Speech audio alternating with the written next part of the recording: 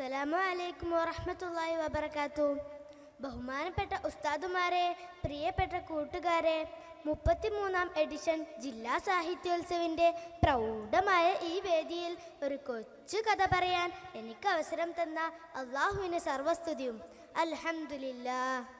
കഥയുടെ പേര് ഹബീബും മഹ്ബൂബും.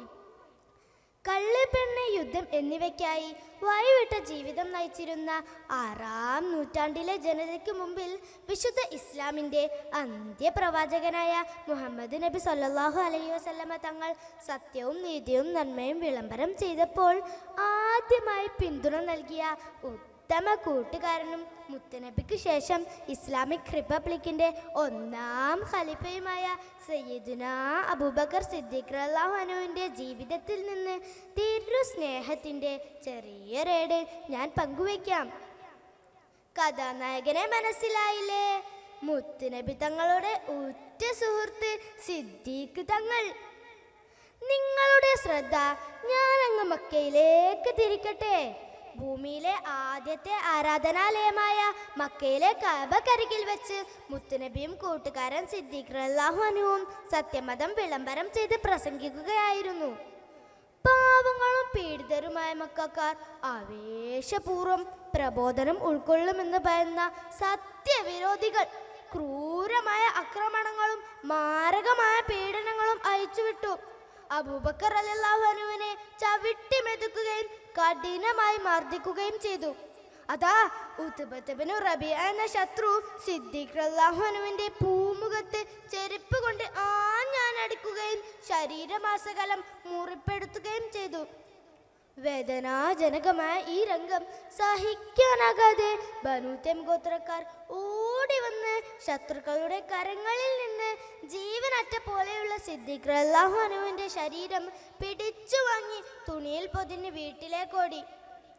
സിദ്ദീഖ് റളിയല്ലാഹു അൻഹുവിനെ ചികിത്സിക്കാനും ആശ്വസിപ്പിക്കാനും നേതൃത്വം നൽകിയ പിതാവും ഗോത്രക്കാരും അവിടുത്തെ ശ്വാസം റെഡിയാകുന്നതും ചുണ്ടും നനങ്ങുന്നതും കാത്ത് പ്രാർത്ഥനയിൽ മുഴുകി.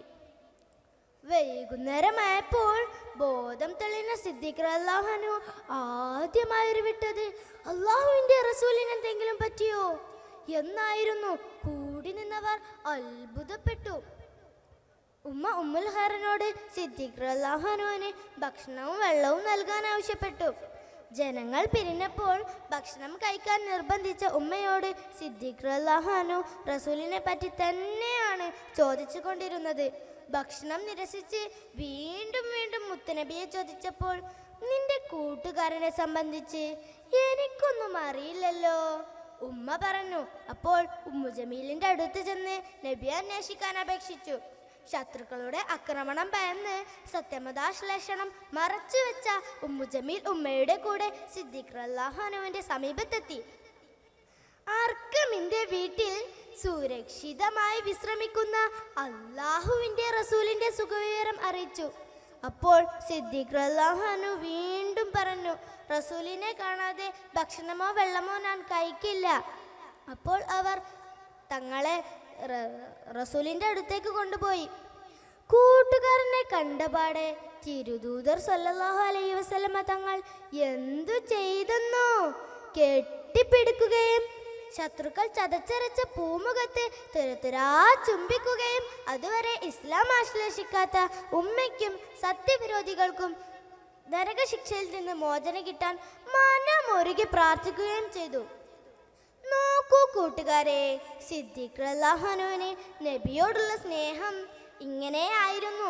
ആ ഹബീബും മഹ്ബൂബും സൗർ ഗുഹയിൽ വെച്ച് പാമ്പ് കടിയേറ്റിട്ടും മാളമടച്ചു വെച്ച കാൽ പിൻവലിക്കാതെ സ്വന്തം ശരീരം അപകടത്തിൽപ്പെട്ടപ്പോഴെല്ലാം അള്ളാഹുവിൻ്റെ റസൂലിന് എന്തെങ്കിലും സംഭവിക്കുമോ എന്നായിരുന്നു സിദ്ദീഖ് റളിയല്ലാഹു അൻഹുവിൻ്റെ ആകുലത.